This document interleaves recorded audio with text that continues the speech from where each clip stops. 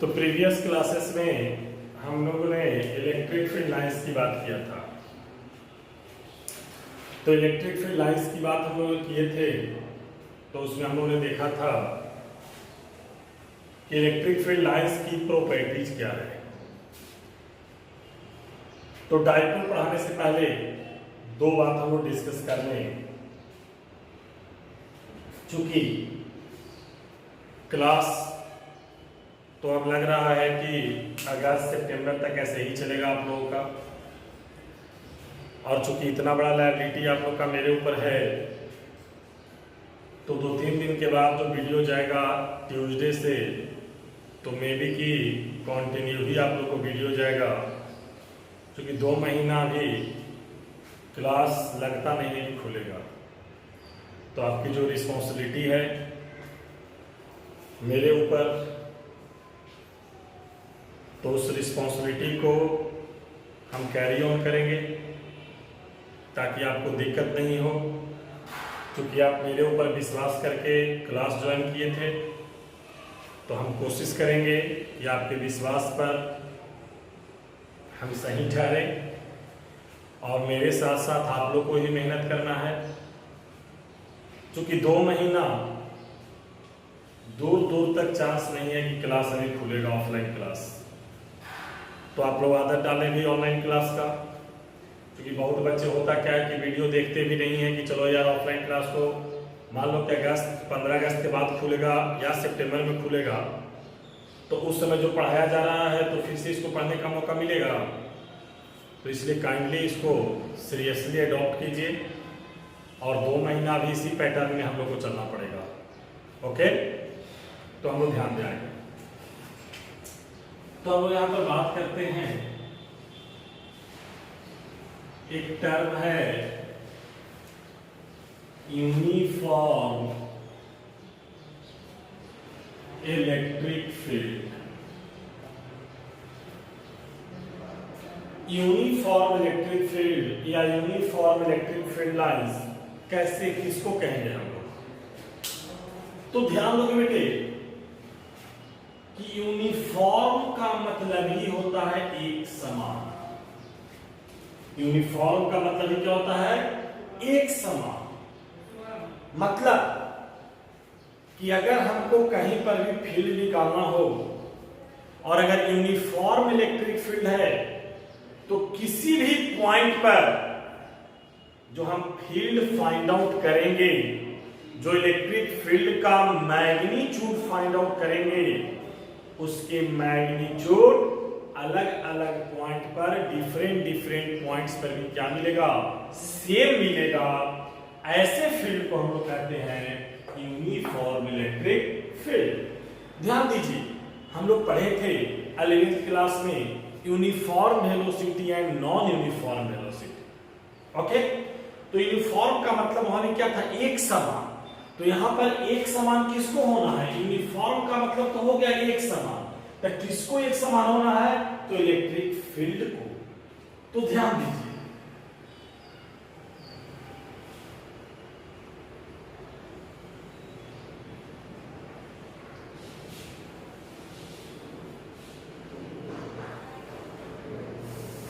देखिए ये कैसा फील्ड लाइंस है? यूनिफॉर्म इलेक्ट्रिक फील्ड लाइंस है। Uniform electric field lines. देखिए अब यहां देख सकते हैं कि कोई 2 लाइन आप ले लो, जो कोई भी 2 लाइन आपको मन करे, क्योंकि इसको कंसीडर करो, चाहे इसको करो, इसको करो, चाहे इसको करो। आप क्या देखोगे कि किसी भी पॉइंट पर, इस दोनों लाइन के बीच किसी भी पॉइंट पर हम चले जाएं, तो हमको फील्ड क्या मिलेगा? एक समान मिलेगा। क्यों? चूंकि E बराबर इलेक्ट्रिक फील्ड बराबर होता है 1/4πε0q/r²। तो 1/4πε कांस्टेंट, चार्ज कांस्टेंट, तो E इनवर्सली प्रोपोर्शनल R का है, दो फील्ड लाइंस के बीच की दूरी का है, और हम दूरी को भी क्या रख रहे हैं, कांस्टेंट। जो दो फील्ड लाइंस के बीच का दूरी है वो हर पॉइंट पर क्या है, सेम है। तो चार्ज सेम, 1/4πε का वैल्यू कांस्टेंट, आर कांस्टेंट, तो क्या इलेक्ट्रिक फील्ड का वैल्यू अलग अलग पॉइंट पर अलग अलग आएगा, नहीं आएगा। क्योंकि सारा टर्म कांस्टेंट हो गया, तो यहां से लेकर के यहां तक कहीं पर भी तुम निकालो, यहां से लेकर यहां तक कहीं पर निकालो, यहां से लेकर यहां तक कहीं पर निकालो, हर जगह इलेक्ट्रिक फील्ड का स्ट्रेंथ क्या होगा, सेम होगा। तो ऐसे फील्ड को हम लोग कहते हैं यूनिफॉर्म इलेक्ट्रिक फील्ड। आप देखे भी होंगे प्रीवियस क्लासेस में जब हम लोग मिलकर बताए थे कि इलेक्ट्रॉन और प्रोटॉन को जब रेस्ट से हम लोग गिराते हैं यूनिफॉर्म इलेक्ट्रिक फील्ड में, मतलब कि थ्रू आउट इलेक्ट्रिक फील्ड का मैग्नीट्यूड, इलेक्ट्रिक फील्ड स्ट्रेंथ क्या है, सेम है। तो ऐसे फील्ड को हम लोग क्या कहेंगे, यूनिफॉर्म इलेक्ट्रिक फील्ड। तो क्या कहेंगे, a field having same strength, a field having same strength at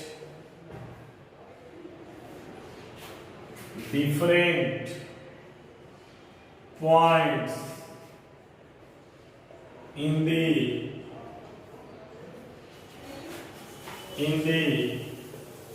electric field is called uniform electric field। तो क्या लिखिए, field having same strength at different points in the electric field is called uniform electric field।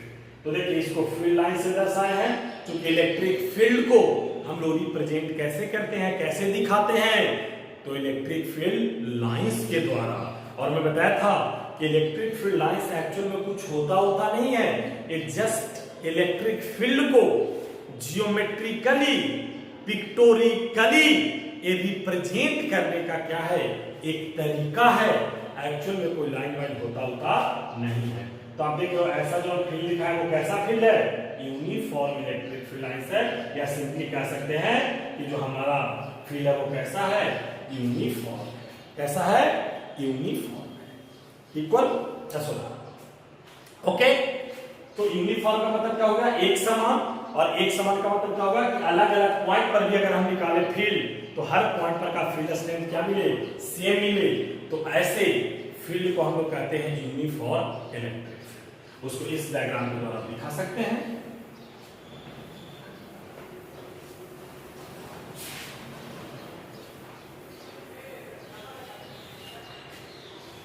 दूसरा है non uniform electric field. देखिए non uniform का मतलब ये हो गया असमान। कैसा, असमान, मतलब समान ना हो। इसका मतलब क्या हो गया कि यूनिफॉर्म में एक समान, नॉन यूनिफॉर्म में असमान। मतलब कि अगर हम अलग अलग पॉइंट पर का इलेक्ट्रिक फील्ड का वैल्यू निकालें, electric field strength find out करें, तो अलग अलग पॉइंट पर का फील्ड स्ट्रेंथ क्या मिले, अलग अलग मिलेगा। तो वैसे फील्ड को हम लोग क्या कहेंगे, नॉन यूनिफॉर्म इलेक्ट्रिक फील्ड कहेंगे। क्योंकि नॉन यूनिफॉर्म का मतलब क्या हो गया, असमान। और किसको असमान होना है, तो इलेक्ट्रिक फील्ड को असमान होना है। तो असमान का मतलब होता है कि अलग अलग पॉइंट पर का वैल्यू में फील्ड स्ट्रेंथ क्या मिले, अलग अलग मिले। तो ऐसे फील्ड को हम लोग कहेंगे नॉन यूनिफॉर्म इलेक्ट्रिक फील्ड। जैसे आप देख सकते हो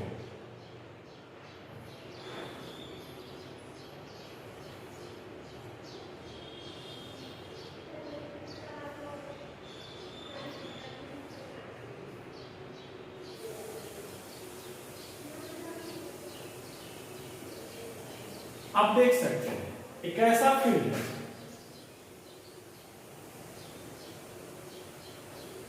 नॉन यूनिफॉर्म इलेक्ट्रिक फील्ड है। आप देख सकते हो कैसे, आप जैसे जैसे इस पॉइंट O से, आप जैसे जैसे इस पॉइंट से O से इधर बढ़ो, आप क्या देख रहे हो, चार्ज तो सेम है, 1/4 पाइपसॉन का वैल्यू भी कांस्टेंट है, लेकिन यहां पर वैरी कौन कर रहा है, क्या दो फील्ड लाइंस के बीच का दूरी देखो तो हर जगह कांस्टेंट है, नहीं है। जैसे जैसे O से इधर रेडियली आउटवर्ड जा रहे हो, R का वैल्यू क्या हो रहा है, बढ़ रहा है। तो जब R का वैल्यू बढ़ेगा या R का वैल्यू घटेगा तो इलेक्ट्रिक फील्ड इनवर्सली प्रोपोर्शनल किसका होता है, दो लाइंस के बीच के सेपरेशन का। इसका मतलब कि जैसे जैसे R अलग अलग पॉइंट पर क्या है, अलग अलग, तो हमारा फील्ड स्ट्रेंथ भी, इलेक्ट्रिक फील्ड इंटेंसिटी भी, इलेक्ट्रिक फील्ड भी क्या होगा, अलग अलग होगा। क्या होगा, अलग अलग होगा। और यही यूनिफॉर्म में क्या था कि अलग अलग पॉइंट पर का फील्ड स्ट्रेंथ क्या था, सेम था, तो उसको हमने कहा था यूनिफॉर्म इलेक्ट्रिक फील्ड। तो नॉन यूनिफॉर्म में अलग अलग पॉइंट पर का, चूंकि देख रहे हो कि बीच का सेपरेशन, कोई भी दो फील्ड लाइंस तुम ले लो, हर के बीच का दूरी का अलग अलग पॉइंट पर का अलग अलग है, तो जब दूरी अलग अलग है तो इलेक्ट्रिक फील्ड का स्ट्रेंथ भी क्या होगा, अलग अलग होगा। तो ऐसे फील्ड को क्या कहेंगे हम लोग, नॉन यूनिफॉर्म कहेंगे। ओके, तो हम लोग कह सकते हैं a field having different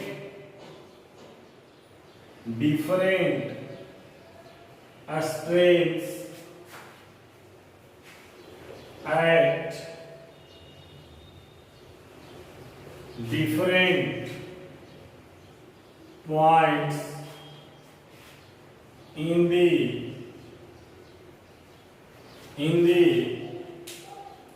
electric field is called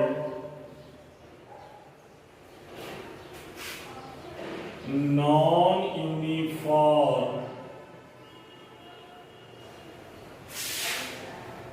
electric field. तो वैसा फील्ड जिसके अलग अलग पॉइंट पर का फील्ड स्ट्रेंथ क्या हो, अलग अलग हो, तो वैसे फील्ड को हम लोग कहेंगे नॉन यूनिफॉर्म इलेक्ट्रिक फील्ड। और नॉन यूनिफॉर्म इलेक्ट्रिक फील्ड का एक डायग्राम था। ओके, आप और बना सकते हैं इसको।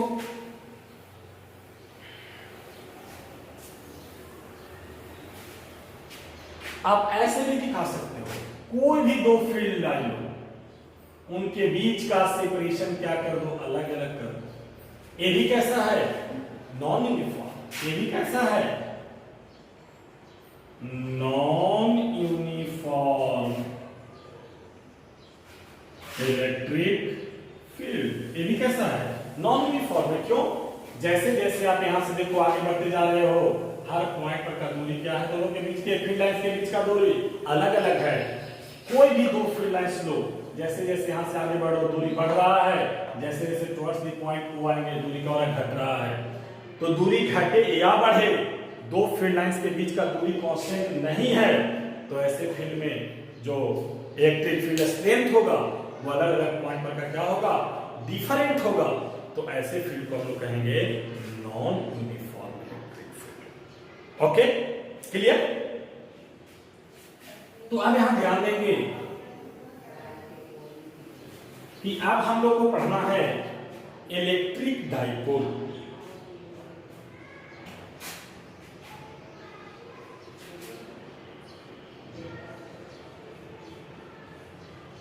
इलेक्ट्रिक डाइपोल, देखिए आप लोग डाइपोल केमिस्ट्री में ही पढ़े होंगे, आप लोग को केमिस्ट्री वाले सर भी डाइपोल पढ़ाए होंगे। तो देखिए पहले आप लोग समझे डाइपोल। तो देखिए डाई का मतलब ही हो गया टू, और पोल का मतलब हो गया आयन। डाई का मतलब हो गया टू और पोल का मतलब क्या हो गया, आयन। और आयन हमारे पास है पॉजिटिव और निगेटिव। तो इलेक्ट्रिक डाइपोल किसको कहेंगे,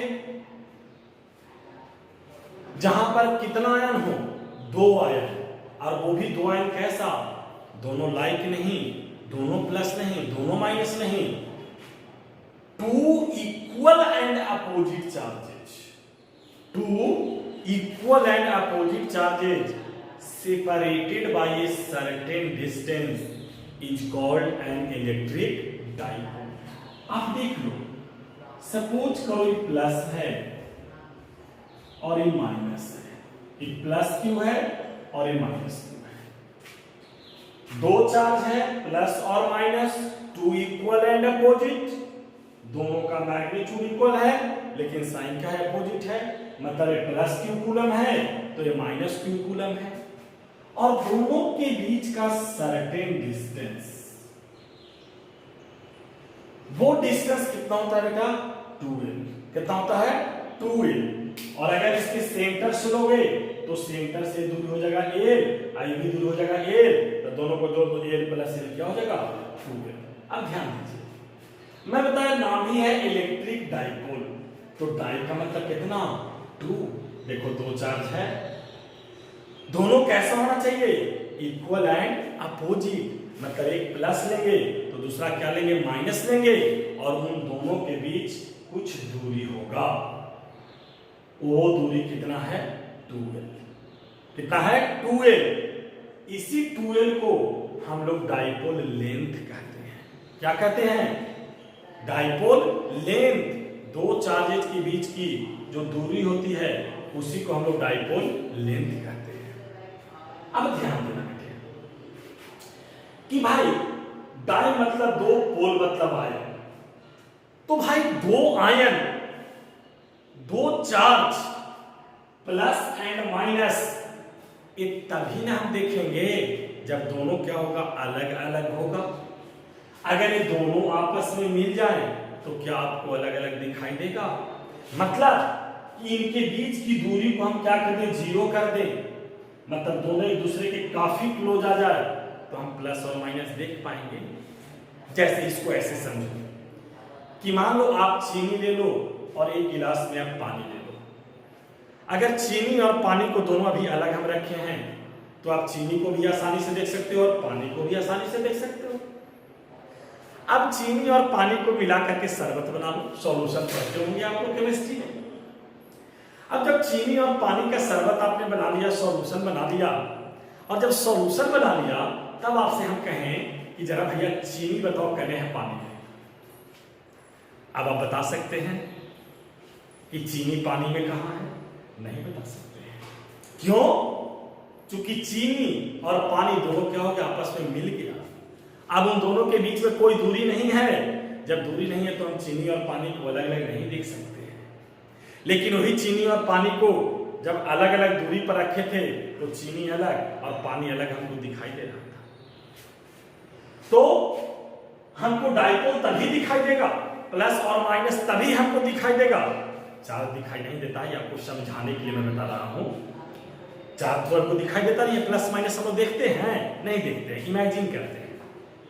तो ये तभी अलग अलग होगा जब इनके बीच कुछ दूरी होगा, इनके बीच कुछ दूरी होगा, तभी हम लोग प्लस और माइनस को देखेंगे, तभी इसको कहेंगे डाइपोल। कैसन पोल? डाइपोल। डाइ मतलब टू, पोल मतलब आयन। तो कैसा आयन देखना है भाई? प्लस प्लस भी तो दो हो सकता था, माइनस माइनस भी तो दो हो सकता था, नहीं, डाइपोल का था टू इक्वल एंड अपोजिट, मतलब एक प्लस लेंगे तो दूसरा माइनस लेंगे, क्योंकि dipole equal and opposite charge को मिला करके बना है। क्यों? क्योंकि जो कोई भी हमारा मॉलिक्यूल्स है वो इलेक्ट्रिकली न्यूट्रल होता है, जितना उस पर पॉजिटिव चार्ज होता है उतना ही उस पर नेगेटिव चार्ज होता है। इसलिए आप पढ़े भी होंगे कि एटम इलेक्ट्रिकली क्या होता है? न्यूट्रल होता है, बिकॉज जितना उसके न्यूक्लियस में पॉजिटिव चार्ज उतना ही उसके आउटर मोस्ट ऑर्बिट में, उसके ऑर्बिट में इलेक्ट्रॉन रिवॉल्व करता है। तो चार्ज के रिस्पेक्ट में दोनों क्या होता है? न्यूट्रल, जितना पॉजिटिव उतना ही नेगेटिव। तो डाइपोल पर का अगर नेट चार्ज हमसे पूछे, डाइपोल पर आप क्या पूछे? Net charge. तो नेट चार्ज हम लोग जोड़ दो, एडिटिविटी ऑफ इलेक्ट्रिक चार्ज हम लोग पढ़े थे, चार्ज की प्रॉपर्टीज में हम लोगों ने पढ़ा था ना, एडिटिविटी ऑफ इलेक्ट्रिक चार्ज, जोड़ दीजिए, plus Q plus minus Q plus minus, खत्म। नेट चार्ज क्या मिलेगा? जीरो। तो डाइपोल पर जो इलेक्ट्रिक चार्ज होता है वो ऑलवेज कितना होगा, 0 होगा। लेकिन एक चीज ध्यान दीजिएगा कि अगर ऑब्जेक्टिव में पूछ दिया कि the net charge of N electric dipole, तो क्या आंसर करेंगे, 0। बट इलेक्ट्रिक फील्ड 0 नहीं होगा, चार्ज 0 होगा। लेकिन अगर हमसे कहते कि इलेक्ट्रिक फील्ड बताओ कि क्या इसके कारण क्या होगा, तो इलेक्ट्रिक फील्ड होगा, इलेक्ट्रिक फील्ड 0 नहीं होगा। काहे? क्योंकि इलेक्ट्रिक फील्ड डेवलप करता है चार्ज के द्वारा। किसके द्वारा? चार्ज के द्वारा।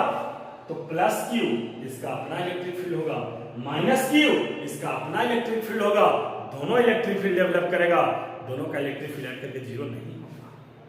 क्योंकि इलेक्ट्रिक फील्ड सबका अपना अपना है, प्लस के कारण डेवलप करेगा, माइनस के कारण डेवलप करेगा। क्योंकि इलेक्ट्रिक फील्ड डेवलप ही करता है किसके कारण? चार्ज के कारण। किसके कारण? चार्ज के कारण। ओके, तो डाइपोल पर का नेट चार्ज 0 होगा, लेकिन डाइपोल पर का फील्ड 0 कभी नहीं। इज इट ओके और नॉट? क्लियर? तो हम समझ रहे हैं कि आप लोग डाइपोल समझ गए होंगे। तो डाइपोल किसको कहेंगे?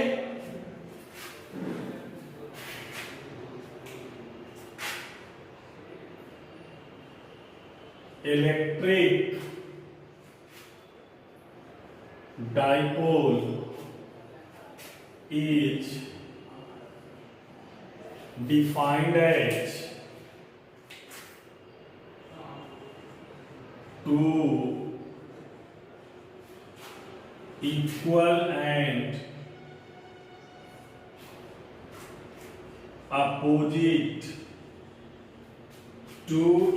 and opposite charges separated by a certain distance, separated by a certain distance is known as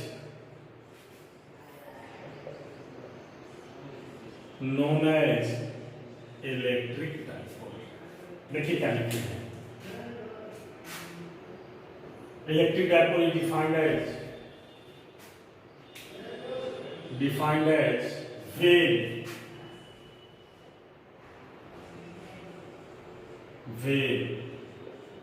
two equal and opposite charges separated by a certain distance is known as electric dipole।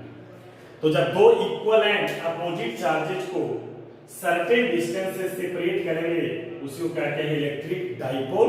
Electric मतलब charge, dipole plus और minus. तो plus और minus में बार बार बोलूंगी तभी दिखाई देगा जब उनके बीच कुछ दूरी होगा। ओके, और वो दूरी कितना होता है डाइपोल का? 2 है। तो लिख सकते हैं क्या?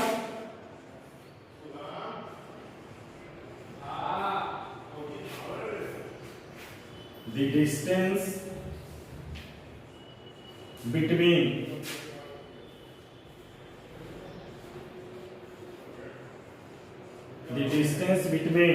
two charges,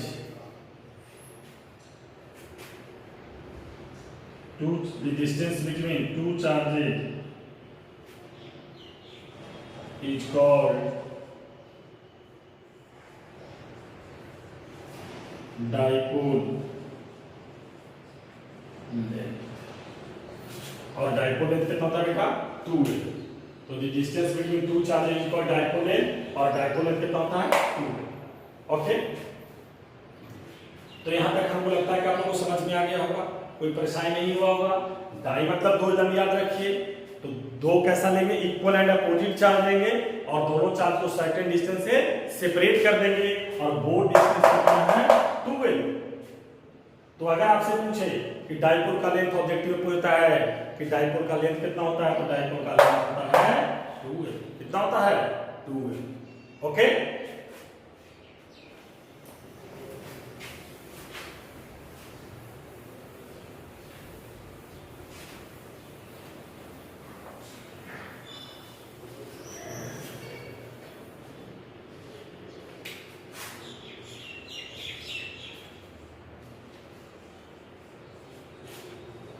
electric dipole moment, इसको डिनोट करते हैं P से। और electric dipole moment vector quantity है, इसे देखिए हम यहाँ पर एरो का साइन दिया है। ओके, तो देखिए इलेक्ट्रिक डाइपोल मोमेंट किसको कहेंगे, तो आप ध्यान दो कि यहाँ पर हमने प्लस क्यू चार्ज दिया था, यहाँ पर हमने माइनस क्यू चार्ज दिया था। जैसे ही प्लस और माइनस आप देख लीजिए, तुरंत आपके दिमाग में आ जाना चाहिए कि क्या है, डाइपोल। क्या है, डाइपोल। तो इनके बीच की दूरी अभी बताइए कि इनके बीच की दूरी ऑलवेज कितना होगा, 2l। और इसी 2l को क्या कहते हैं, डाइपोल लेंथ कहते हैं। तो इलेक्ट्रिक डाइपोल मोमेंट किसको कहोगे, अब यहां से नोमेनक्लेचर आएगा। तो इलेक्ट्रिक डाइपोल मोमेंट किसको कहते हैं, तो डाइपोल मोमेंट कहता है कि दोनों चार्जेस में से आइदर प्लस हो या आइदर माइनस हो, दोनों चार्जेस में से किसी एक का मैग्नीट्यूड ले लो। एक का क्या ले लो, मैग्नीट्यूड, और इनके बीच का सेपरेशन ले लो। उनके प्रोडक्ट को ही हम लोग क्या कहते हैं, डाइपोल मोमेंट। अब ध्यान दीजिएगा कि आपके मन में कंफ्यूजन हो रहा होगा कि सर यहाँ पर प्लस और यहाँ पर माइनस है, तो दोनों में से कहते हैं कोई ये बोले लो। तो माइनस लेंगे तो आंसर तो माइनस में आ जाएगा, कोई बच्चा प्लस लेगा तो प्लस में आ जाएगा। मैं क्या बोला छोटू, ध्यान देना मेरी बातों पर। मैं बोला कि दोनों चार्जेस में से किसी का मैग्नीट्यूड लेना है, चाहे प्लस हो चाहे माइनस हो, क्या लेना है, मैग्नीट्यूड। क्या मैग्नीट्यूड निगेटिव होता है क्या, पढ़े हैं, मैग्नीट्यूड निगेटिव कभी होता है। तो इसीलिए कहा कि दोनों में से किसी चार्ज का क्या लेना है, मैग्नीट्यूड। और मैग्नीट्यूड ऑलवेज क्या होता है, पॉजिटिव। क्या होता है, पॉजिटिव। तो क्या कहता है कि दोनों में से, तो इलेक्ट्रिक डाइपोल मोमेंट P बराबर, दोनों में से किसी का मैग्नीट्यूड ले लो Q, और क्रॉस कितना, 2l। अगर इसको मैग्नीट्यूड के फॉर्म में लिखोगे तो Q इंटू कितना हो जाएगा, 2l मॉड। ऐसे भी लिख सकते हैं Q इंटू 2l। ओके, तो डाइपोल मोमेंट किसको कहोगे, इलेक्ट्रिक डाइपोल तो कहे कि भाई दो charge low equal and opposite और सर्टेन डिस्टेंस से सेपरेट कर दो, उसको क्या कहेंगे, इलेक्ट्रिक डाइपोल कहेंगे। और डाइपोल का लेंथ होता है कितना, 2l। कितना होता है, 2l। तो इलेक्ट्रिक डाइपोल मोमेंट किसको कहेंगे, तो लिख रहे हैं electric dipole moment is, electric dipole moment is defined as, electric dipole moment is defined as the product of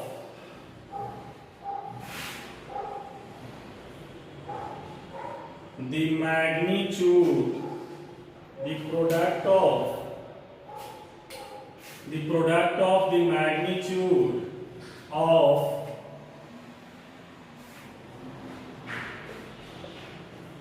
either charge. Electric dipole moment is defined as the product of the magnitude of either charge and its distance is called dipole moment. It's called dipole moment.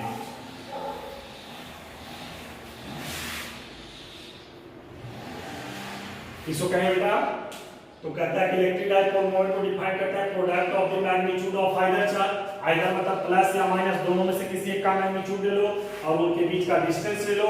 Distance कितना है, 2l है, उसके product को क्या कहेंगे, dipole moment कहेंगे। इसका मतलब कि डाइपोल मोमेंट P बराबर हम लोग लिख सकते हैं magnitude of either charge into its distance. अगर मैग्नीट्यूड में लिखोगे तो Q इंटू कितना, 2l। ओके, अब यहां पर लिख सकते हैं इलेक्ट्रिक डाइपोल और electric dipole moment is a vector quantity. अब जब वेक्टर आ गया बेटे, तो जैसे ही वेक्टर आ गया इसका मतलब है कि इसके पास क्या होगा, डायरेक्शन होगा। क्या होगा, डायरेक्शन होगा।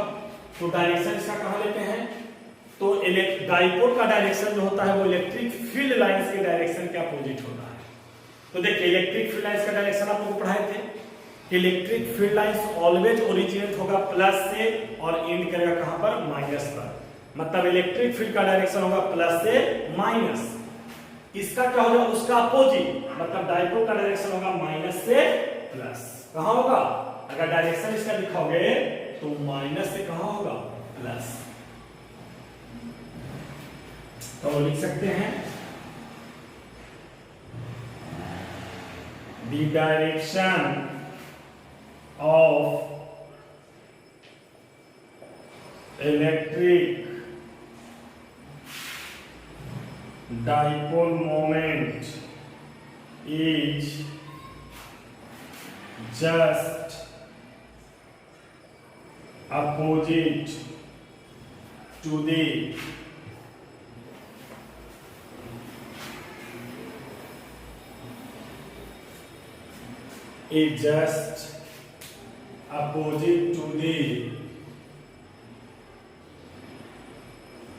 direction of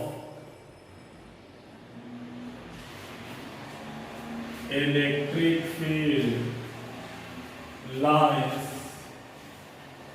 that is negative to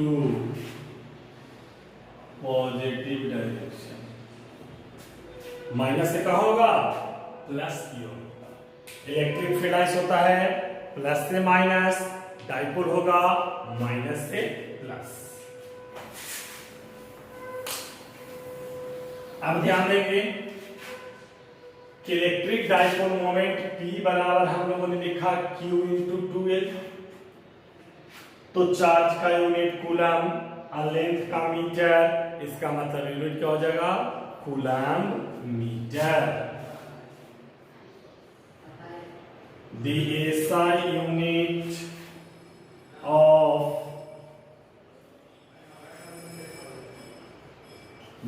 unit of dipole moment, electric dipole moment is coulomb metre. Short में लिख सकते हो cm, सेंटीमीटर में पढ़ जाएगा।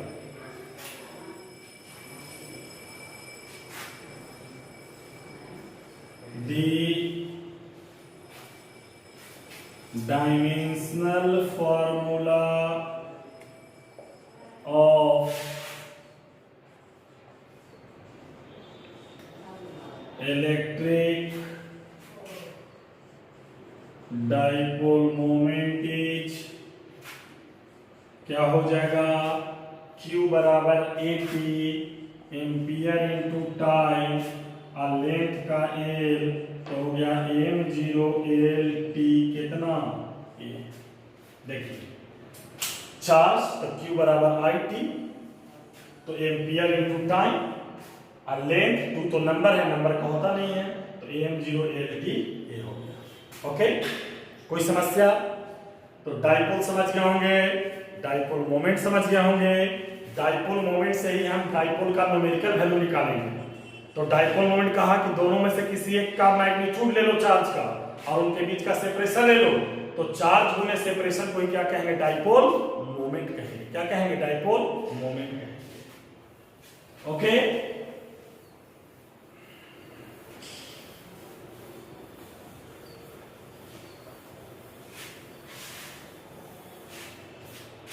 अब देखिए, अब हमसे कहेगा कि डाइपोल मोमेंट के फील्ड बताओ। क्यों? क्योंकि चार्ज है और चार्ज के कारण क्या डेवलप करेगा, फील्ड। तो देखिए वहां लेते थे प्लस, तो प्लस से लेते थे, लेकिन डाइपोल के कारण अगर हमको कहेगा तो डाइपोल कैसे बनेगा छोटू? तो डाइपोल में वो प्लस लेना पड़ेगा और वो माइनस लेना पड़ेगा, तब डाइपोल बनेगा। और कहेगा उस डाइपोल के कारण फील्ड बताओ, तो उस डाइपोल के कारण फील्ड निकालेंगे, है ना। तो यहाँ पर फील्ड निकालने से पहले हम आपको दो बात बता दें। यहाँ पर आपसे पढ़े भी होंगे, हमको लग रहा है कि आप लोग जानते भी होंगे, पोलर मॉलिक्यूल्स। अगेन केमिस्ट्री में पढ़े होंगे polar and non polar molecules. तो पोलर किसको कहेंगे? अभी मैं बताया। बोल कब दिखाई देगा, प्लस माइनस कब दिखाई देगा? जब दोनों क्या होगा, अलग अलग होगा। मतलब कि जब पॉजिटिव आयंस का centre of mass negative ions के सेंटर ऑफ मास के साथ कोइंसाइड नहीं करेगा, नहीं मिलेगा,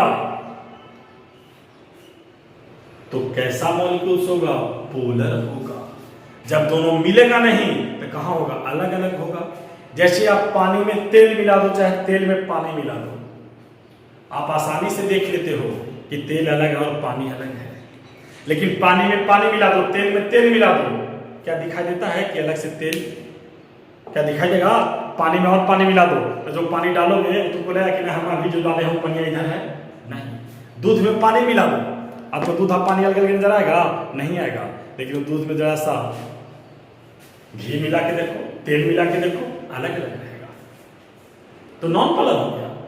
तो पोलर जिसका positive centre of mass negative centre of mass के साथ मिल जाएगा, मिल कर जाएगा, तो जैसे ही वो मिल गया, मर्ज कर गया, तो हमको प्लस और माइनस दिखाई देगा नहीं? तो नहीं दिखाई देगा तो कैसा हो जाएगा? Non polar. और पोलर में हमको दिखाई देना है, तो पोलर में positive centre of mass negative centre of mass के साथ मर्ज नहीं करेगा, नहीं मिलेगा, तो इसे मॉलिक्यूल क्या कहेंगे? पोलर मॉलिक्यूल कहेंगे। क्या कहेंगे? पोलर मॉलिक्यूल कहेंगे। तो क्या कहेंगे इसमें?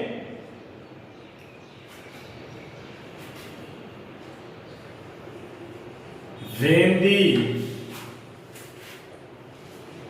center of mass of positive ions does not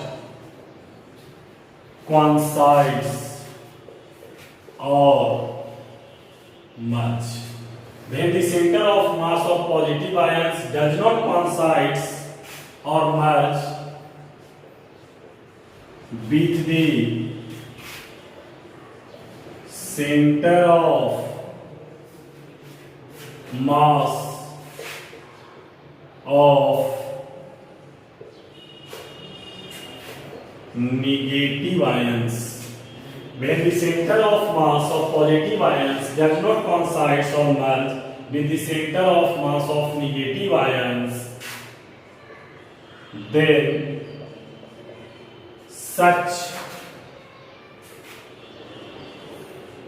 molecules are called polar molecules. जब एक मॉलिक्यूल्स का पॉजिटिव सेंटर ऑफ मास दूसरे मॉलिक्यूल्स के निगेटिव सेंटर ऑफ मास के साथ मर्ज नहीं करेगा, कोइंसाइड नहीं करेगा, तो वैसे मॉलिक्यूल्स को हम लोग कहेंगे पोलर मॉलिक्यूल्स। क्यों कहेंगे? क्योंकि दोनों अलग अलग रहेगा, और जब अलग अलग रहेगा तो हमको प्लस और माइनस अलग अलग दिखाई देगा, तो हम उसको क्या कहेंगे? पोलर कहेंगे। क्या कहेंगे? पोलर कहेंगे।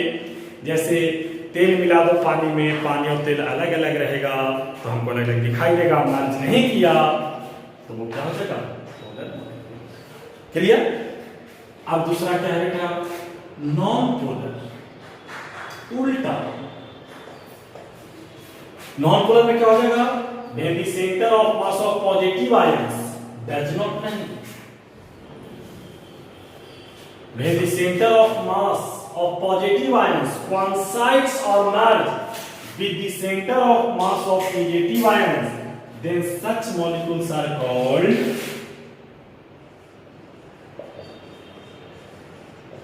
non polar molecules. ऐसे मॉलिक्यूल्स का कहेंगे नॉन पोलर मॉलिक्यूल्स कहेंगे जब पॉजिटिव आयंस का centre of mass negative ions के सेंटर ऑफ मास के साथ कोइंसाइड कर जाएगा, मर्ज कर जाएगा, तो उसको हम लोग क्या कहेंगे? नॉन पोलर मॉलिक्यूल्स कहेंगे। तो हमको लगता है कि पोलर और नॉन पोलर समझ में आ गया होगा। आप लोग केमिस्ट्री में पढ़े भी होंगे, है ना, वहां पर आपको पढ़ाए भी होंगे। जैसे जितना भी है डाइपोल, H2O, HCl, CO2, ये सब क्या है? डाइपोल है। जैसे ही ब्रेक करते हो तो एक प्लस में टूटता है, दूसरा किसमें टूटता है? माइनस में टूटता है। तो हमको डाइपोल के लिए क्या चाहिए? पॉजिटिव और निगेटिव चाहिए। और जहां भी पॉजिटिव और निगेटिव इक्वल एंड अपोजिट होना चाहिए, मतलब जितना पॉजिटिव उतना ही निगेटिव, तो वहां पर डाइपोल का फॉर्मेशन हो जाएगा। ठीक है ना। और उसके अगर प्रोडक्ट निकाल लेंगे, लेंथ और चार्ज के प्रोडक्ट निकाल लेंगे, तो डाइपोल मोमेंट होगा। तो हमको पता कि पोलर और नॉन पोलर समझ में आ गया होगा क्या? नहीं? चलिए अब यहां से डेरिवेशन हमारा है बेटे।